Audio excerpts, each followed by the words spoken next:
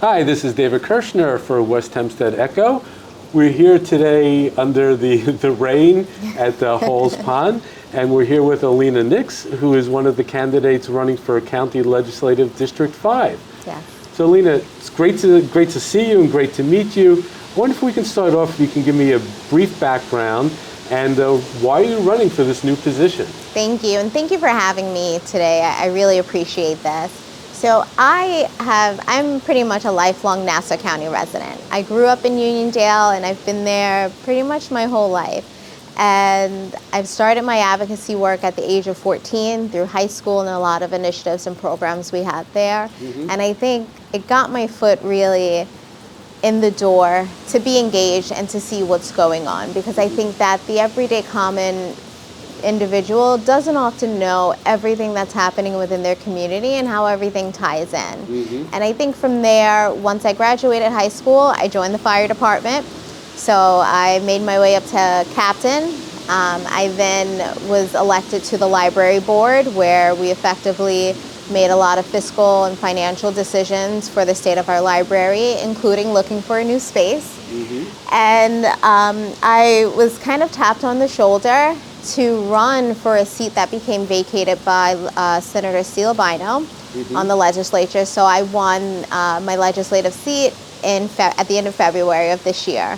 So it has been a whirlwind, but the reason why I think I got involved initially is because when I see politics locally, I really don't even like the word politics. I think most of us are public servants, and we're all we all really have the same ideas. We want a strong quality of life for the people that live here.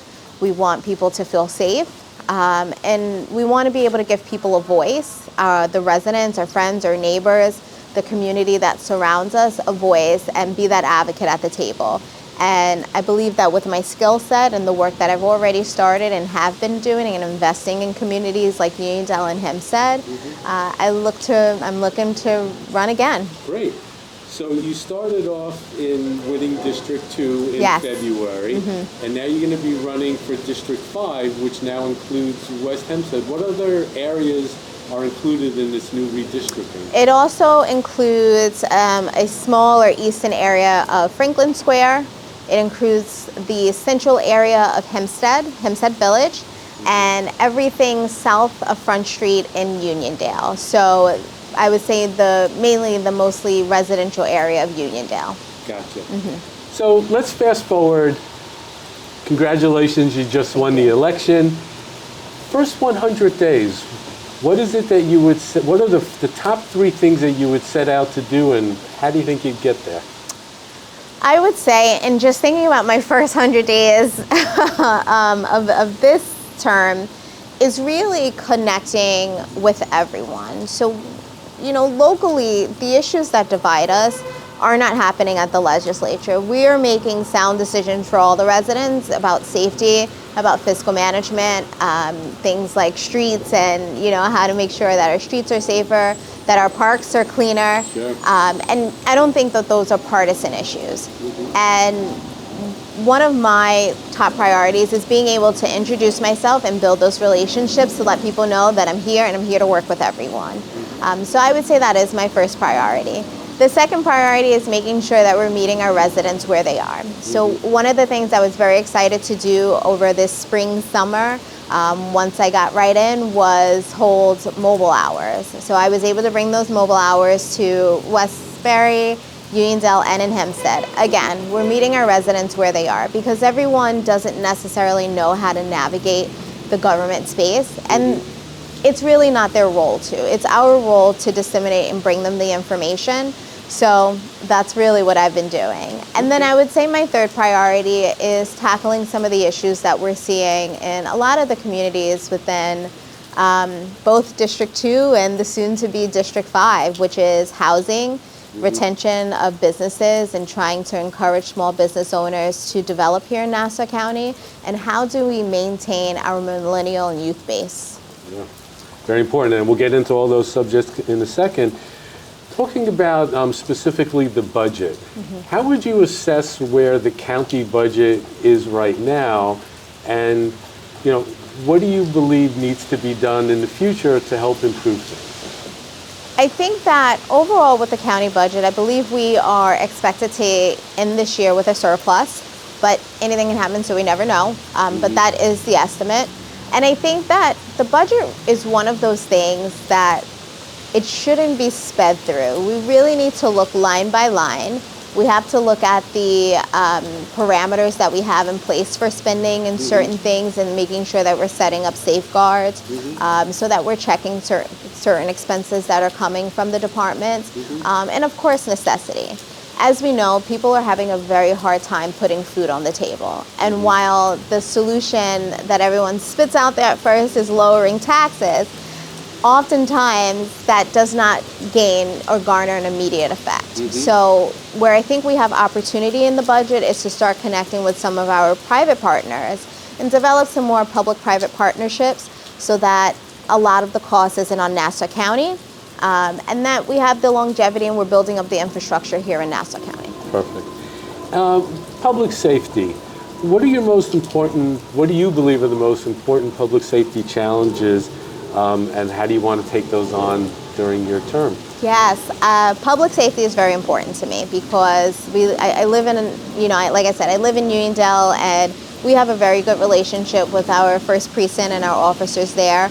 I understand that there have been some issues actually here in the West Hempstead community, and the rise of anti-Semitism and some of those hate crimes, as well as just some safety issues throughout some of the other communities in the district. And I think the first thing is continuing to build the relationship with our law enforcement. We have a wonderful police department. We have a wonderful commissioner who is really an open book, is always willing to talk and engage and listen to what's going on. So I think that we need to have that input where the community feels safe. They feel that there is a connection, that they don't feel separate from our law enforcement. And we're having those positive effects. Like recently, my office hosted, along with a number of other offices, National Night Out Against Crime. And it was a great way for, the police were out, they came with the mounted units, they gave our kids toys.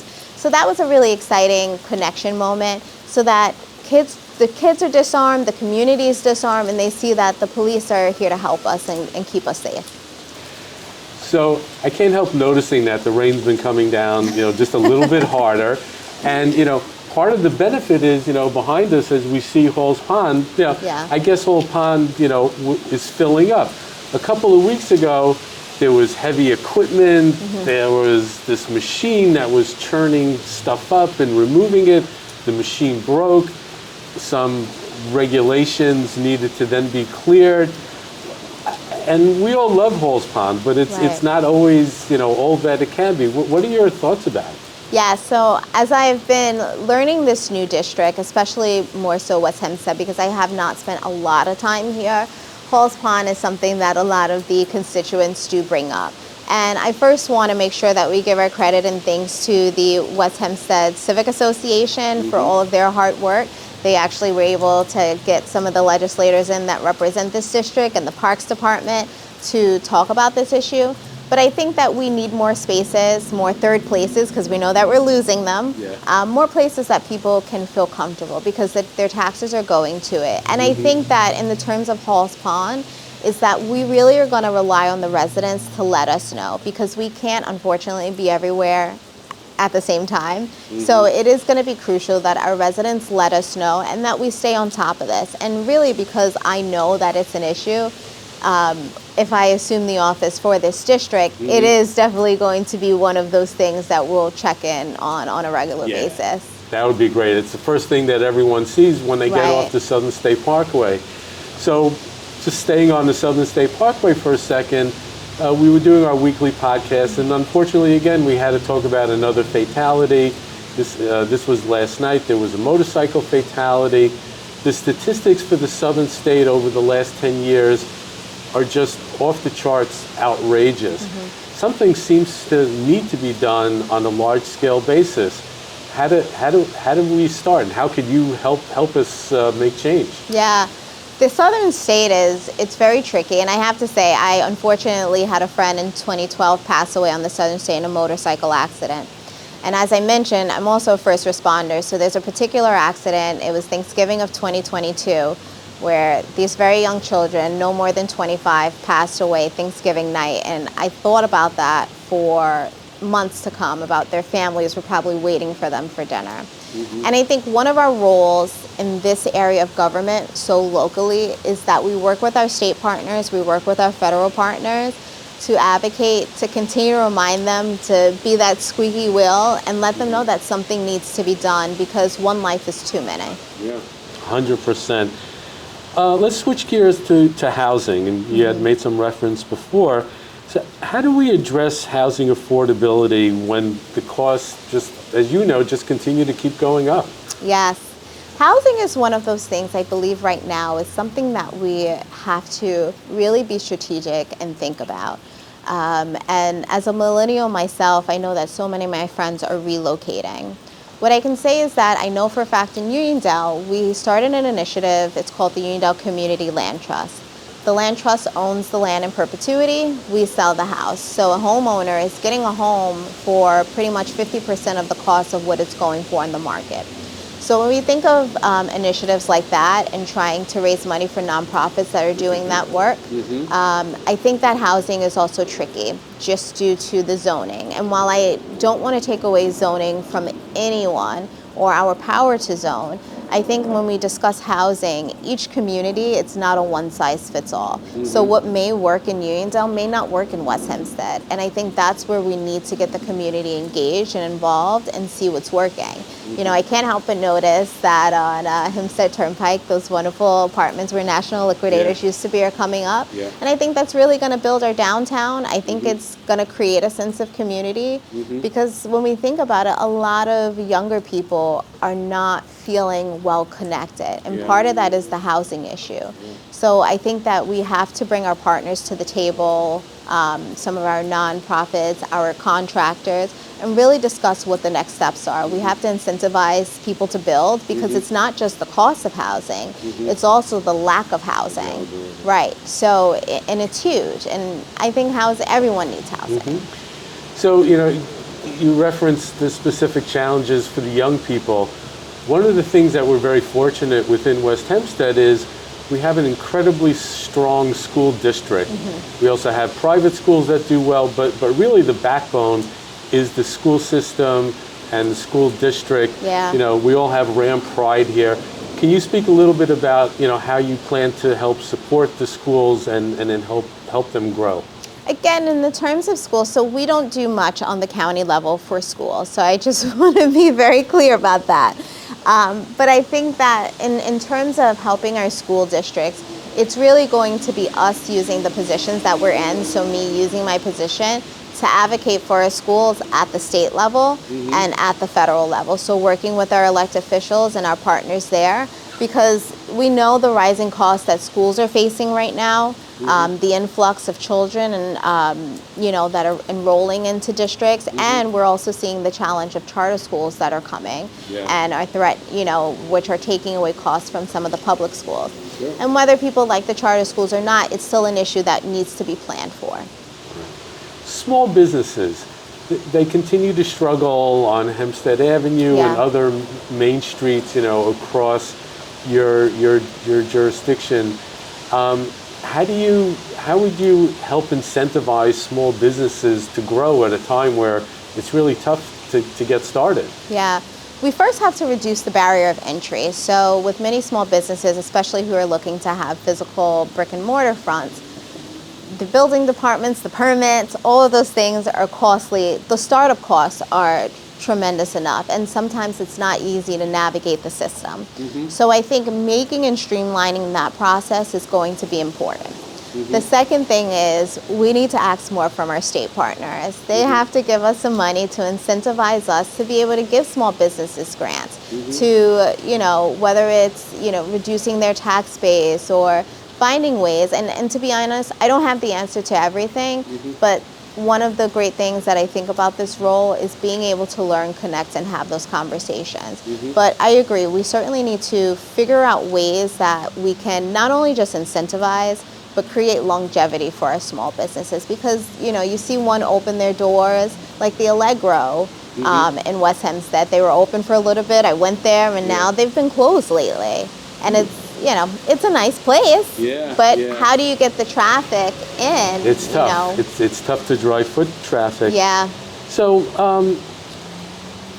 if you can let me know what you feel are the clearest policy differences between you and your opponent, Moshe Hill, who's running on the Republican ticket.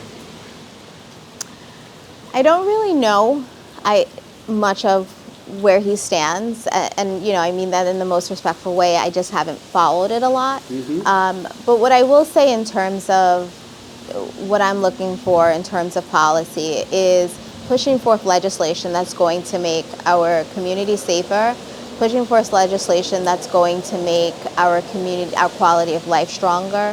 So like when I think about Uniondale and Hempstead, where there was a recent report that came out about the poor air quality and the increased rates of asthma, being able to put forth legislation that protects those communities and the residents there, those are some of the policy issues that I'm going to be focused on. Great. And we hear a lot about gerrymandering. It's a term that we sometimes don't hear about for years, and now all of a sudden, it's a huge issue. It's an issue in Texas. It's an issue in California. The whole 5th district was a new gerrymandered district. Wanted to get your thoughts about gerrymandering in general, and whether this is a policy that can continue, forever. That's a great question. I think that I think gerrymandering continues to happen. And sometimes it's for the purpose of keeping someone in a seat. And sometimes it's, I will say, probably done unintentionally. And I think it's going to continue to happen every 10 years as we continue to redistrict. And, one particular side sees things as totally fine, and then one side doesn't. What I do think is important during the redistricting process, there are hearings, and what we really have to do is listen to what the residents are saying. Because again, we can't be everywhere all the time. And there's only, so much that we're hearing on the ground. But when people take their time out to come to a hearing and sit there through 11, 12 a.m. in the morning through these hearings, I think it's important that we give them a bit of credit and take what they say for face value.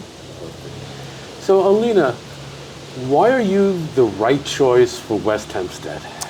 I'm the right choice for West Hempstead because I'm coming in and I'm looking to work with everyone. Like I stated, the issues that we are looking at and the changes that the residents are requesting, they're not Republican or Democratic issues. There aren't any Democratic or Republican streets. And I'm someone who's coming in with a fresh set of ideas. I haven't been in office very long, so, this isn't... there is no history of being tied to one side or the other or having political insiders. And I have a strong skill set. I have a background in finance and contracts, so I know how to read a contract through, and most of the funding that I look at comes from the federal government. So I'm familiar with the fiscal area of the government, and I've been in the community for a long time. And I think that those skill sets are exactly what you need and are perfect for this role. Fantastic. So, believe it or not, the weather is getting even heavier. So I think we're gonna cut our losses. Olena, I want to thank you for all your time. Really appreciate it. Thank you. Coming out here, under the elements. It's easy to come out when it's sunny, but And that's what you look for in a leader. Someone who comes out whether things are going good or bad, whether they're going to get criticism or they're going to get praise, and that's really who I am. Fantastic. So this has been David Kirshner for West Hempstead Echo. I've been here with Olena Nicks, who's running for the Legislative District number 5. Thank you.